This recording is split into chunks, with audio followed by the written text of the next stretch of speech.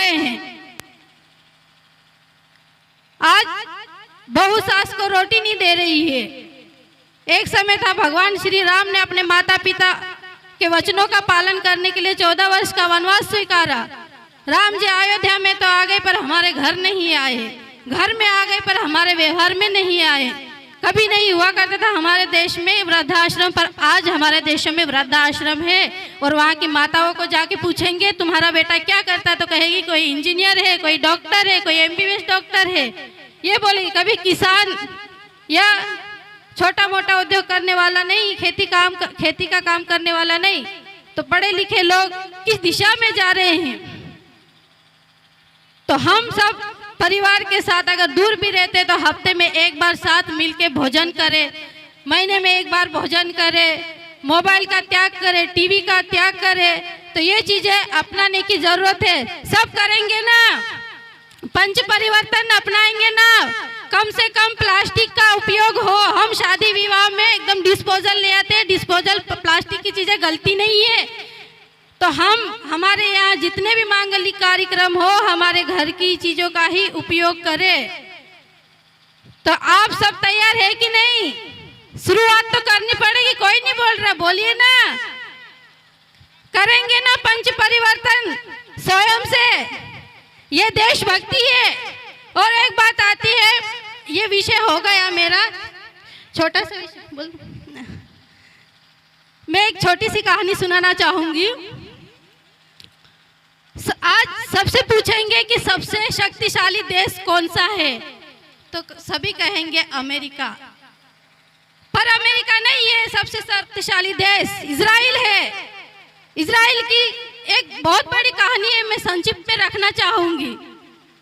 Israel में कई आक्रांताओं ने लड़ाई लड़ी और उसके टुकड़े टुकड़े कर दिए, अपने अपने हिसाब से उस जमीन को बांट लिए। वहां के लोगों को कई वर्षों तक, 400-500 वर्षों तक दुनिया में दर दर भटकना पड़ा।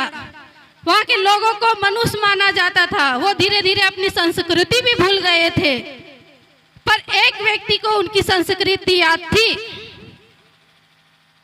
उसको पता था कि हम यहाँ के रहने वाले नहीं हैं, हम एक किसी देश के रहने वाले हैं, हमारी संस्कृति पूजा पद्धति हमारी अलग है।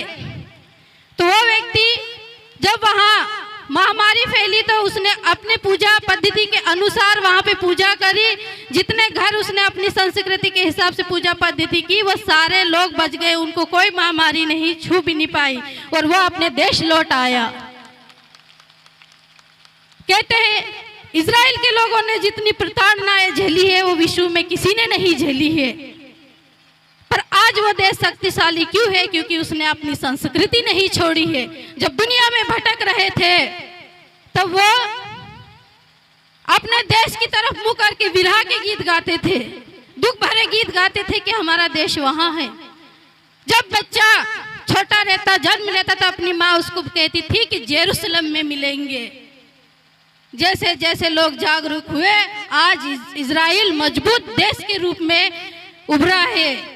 जो चीजें आज हम social media, WhatsApp, Instagram use कर रहे हैं वो इजराइल की है। तो उससे हमें क्या सीखने को मिलता है कि हमारी संस्कृति पूजा पद्धति नहीं छोड़नी चाहिए। जिसने अपने धर्म का पालन किया है उनके आज 57 देश है।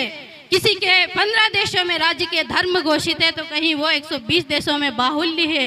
और जिन लोगों ने अपने देश में अपने धर्म के खिलाफ आवाज उठाया, अपने धर्म का अंधविश्वास कहा है, वो अपने ही देश में अपने अस्तित्व को बचाने के लिए लड़ रहे हैं। जागो जागो हिंदू, मेरा निवेदन है आपसे, सबकी पुकार है। ऐसा नहीं, हम सबको जागरूक रहना पड़ेगा।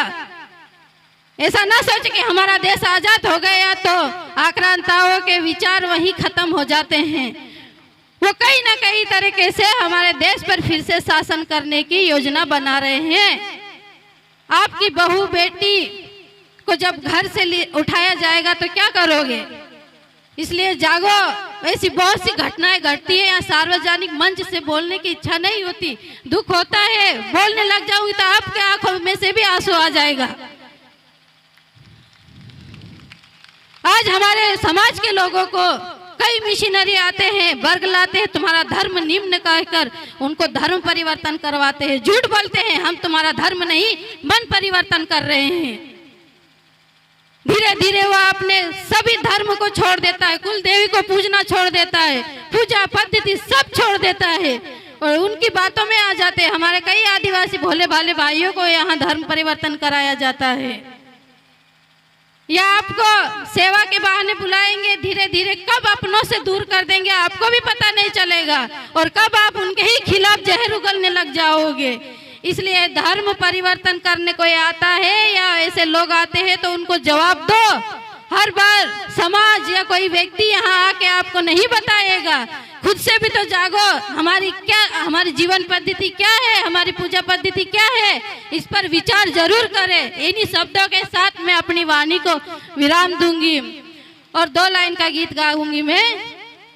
स्वयं अब जाग कर हमको जगाना देश है अपना, स्वयं अब जाग कर हमको जगाना देश है अपना, जगाना देश है अपना, जगाना देश है अपना।